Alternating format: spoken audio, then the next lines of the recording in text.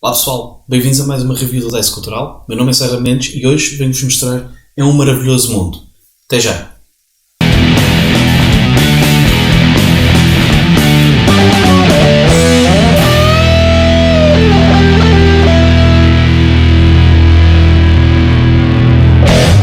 Após uma grande guerra, o mundo dividiu-se em 5 impérios que mantiveram um contrato, um acordo, em que iriam manter a paz. Essa paz, obviamente, não é sem alguma rivalidade, e aqui é onde entra então cada jogador, representado um desses 5 impérios, irá tentar desenvolver a sua civilização de uma forma mais eficiente e muito mais rapidamente do que todos os outros. Este desenvolvimento irá representar-se em pontos durante o jogo e, ao fim de 4 rondas, quem tiver mais pontos ganha. O jogo é de 1 a 5 jogadores, de Frederick Gerhardt. Joga-se entre 30 a 60 minutos e é publicado pela LWTG e também pela Mabel Games, a versão portuguesa. Os jogadores irão, ao longo de 4 rondas, como já mencionei, irão usar algumas mecânicas como card drafting, de forma a construírem um motor da forma mais eficiente, que isso será representado construindo cartas. Essas cartas irão dar-nos não só pontos, como outros recursos para construir mais cartas e assim sucessivamente. Eu vou-vos mostrar como é que o jogo funciona e depois voltamos aqui para dizer o que é que eu acho do jogo. Até já! Em um maravilhoso mundo, cada jogador quer que o seu império seja o que prospera mais ao longo de 4 rondas. Para isso, o nosso império está representado nesta carta, em que tem um lado A ou um lado B, cuja diferença é simplesmente os recursos que irá produzir, ou então pontuação que podemos ganhar no final do jogo. O jogo, como disse, irá decorrer durante 4 rondas e uma ronda terá 4 fases. A primeira fase será a fase de seleção, em que teremos 7 cartas à nossa frente, escolheremos uma para colocar aqui à nossa frente e iremos passar as restantes para o jogador à nossa esquerda ou para o jogador à nossa direita, consoante a ronda em que estivermos. Depois de termos as 7 cartas selecionadas à nossa frente, iremos então para a seguinte fase, que é a fase de planeamento. E aqui iremos decidir o que é que queremos fazer com estas cartas. Podemos colocar as cartas aqui em cima para que estas sejam construídas. Para isso teremos que produzir e colocar aqui os cubos que podemos ver neste lado direito. Ou então podemos descartar ou reciclar as cartas e receber o recurso que vemos aqui no canto inferior direito. Para isso, neste caso, iria descartar esta carta e receber um cubo preto. Aqui terei a hipótese de colocar o cubo ou numa carta em construção, ou então numa carta de império. Ao colocar na carta de império, se tiver 5 cubos de qualquer cor, poderei automaticamente trocá-los por um cubo vermelho, chamado Crystallium, que simula ou irá substituir qualquer cubo de qualquer cor. Depois de selecionado as cartas todas que queremos fazer com as cartas, iremos então para a fase seguinte, que é a fase de produção. E aí iremos produzir o que temos já no nosso império ou o que temos já construído nesse mesmo império. Okay? Para isso, neste caso, se colocasse, por exemplo, estas cartas assim, eu iria reproduzir 3 cubos verdes, 2 cubos cinzentos e um cubo azul. Automaticamente irei colocar esses cubos nas cartas ou novamente na carta de império e passaríamos à próxima ronda. Ao produzir os cubos, a única coisa que temos de ter atenção é que estes vão ser produzidos com uma determinada ordem, primeiro os cinzentos, depois os pretos, os verdes e assim por diante.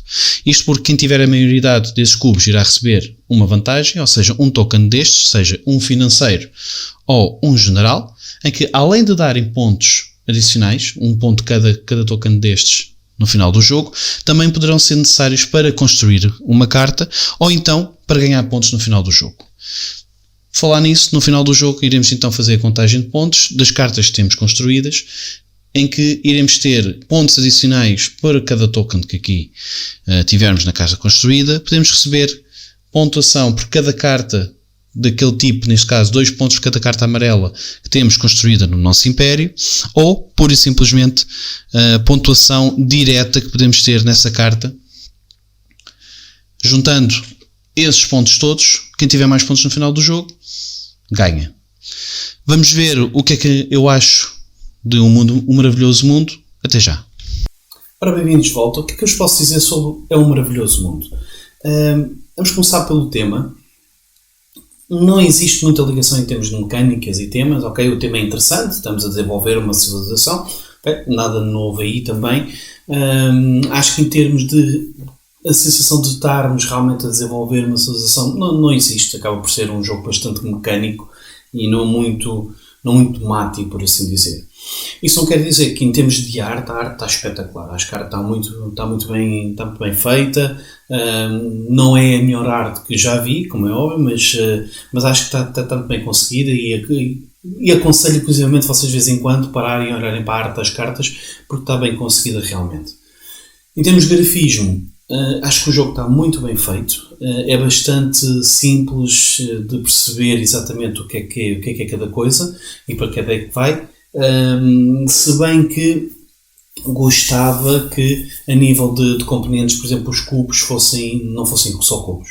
Percebo, porque é mais fácil manter assim o custo do jogo um bocadinho mais baixo, mas gostaria de ver ali um upgradezinho em termos de componentes, até para facilitar a distinguir as cores e isso tudo. Portanto, mas percebo, ok, o grafismo, são cubos, vão para os quadrados nas cartas. Quando, obviamente, aquelas cores estiverem todas preenchidas, a carta é construída e ganhamos o que está em baixo. Ok, não há problema. Portanto, isso, nesse aspecto está bastante bem feito. A nível de dificuldade de aprendizagem, o jogo é bastante simples, não é nada extraordinário, é bastante mesmo gateway.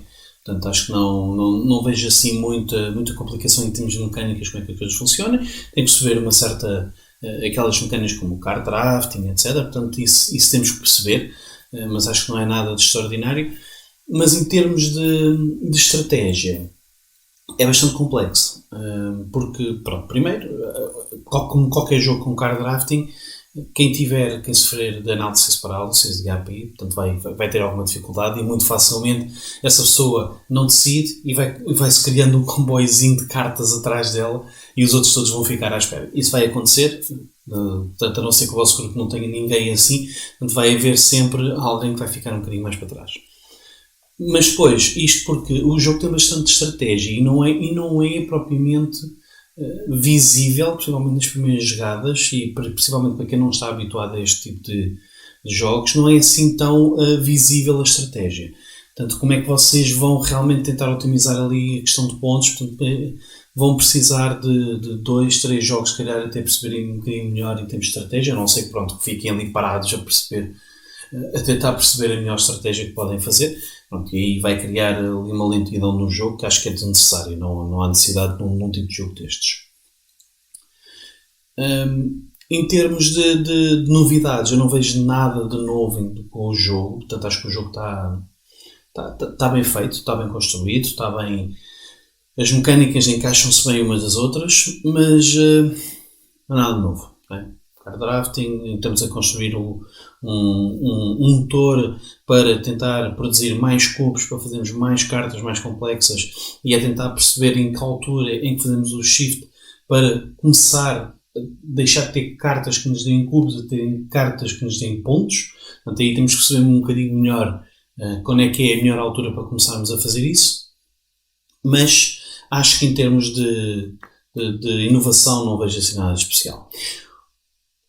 O problema mais grave que eu tive com o jogo, e não fui só eu, em termos do meu grupo também, é que realmente o jogo acaba muito cedo.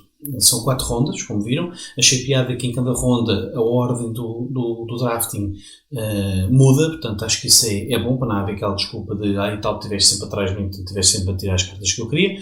Portanto, vai mudando, porreiro, mas acho que o jogo é demasiado curto, porque esses jogos, ok, não podemos estar ali eternamente até ver um motor a crescer, portanto aquilo, ok. Eu percebo isso perfeitamente, que temos que, a algum ponto, tem que parar. Acho que este para pelo menos uma ronda antes. Se tivesse pelo menos mais uma ronda, ou se calhar 2, não teria esta sensação de que soube mesmo muito a pouco. Mas não é um soube muito a pouco de vamos jogar outra vez. Não. É um soube muito a pouco de eu fiquei frustrado, porque quando eu consegui fazer um motor, o jogo acabou. Portanto, eu não tive, muitas vezes, se eu joguei bem, na última ronda, então faço um motor funciona um bocadinho melhor. E acho que todos nós tivemos do grupo que joguei, todos nós tivemos essa sensação. O jogo acaba demasiado cedo e em comparação com outros jogos que existem, acho que o jogo acaba demasiado cedo. Está ali um bom match, mas por exemplo eu preferia se calhar no Age of Empires preferia uma coisa, se fosse Gateway, por exemplo um Century, Spice Road, preferia isso, ok? Também é muito minimalista, cubos, etc. Portanto, no tema também não está ali, mas preferia, se calhar é mais simples. E se quisesse um cadastro, por exemplo, um Sushi Go, preferia ir por aí. Não recomendaria propriamente É um Maravilhoso Mundo. Agora, a arte está bonita, está engraçada. Vocês têm muita continuidade do jogo. O baralho de cartas, como viram, é enorme. Vocês não veem a maior parte dele. Sinceramente, portanto acho que aí tem bastante continuidade, mas fora isso não vi o jogo, não achei o jogo nada especial, não percebi o grande buzz e o grande hype à volta do jogo, não percebi. Está engraçado, está bem feito, mas não é nada especial. Isto é um Maravilhoso Mundo. Se gostaram do vídeo, façam um like aí em baixo, ajuda bastante. E se gostaram do que nós andamos a lançar, façam subscribe, cliquem no sininho para serem notificados quando lançarmos novos vídeos. Façam comentários aí em baixo sobre o que é que gostariam de ver, playthroughs, reviews, se gostam do formato, deem as vossas opiniões, nós somos todos ouvidos. Também podem ir ao nosso site dicecultural.org, onde tem muito mais conteúdo para verem, inclusive iniciativas que a DICE vai fazendo, mesmo nesta altura de pandemia. Okay? Da minha parte é tudo, espero que tenham gostado e boas gatanas.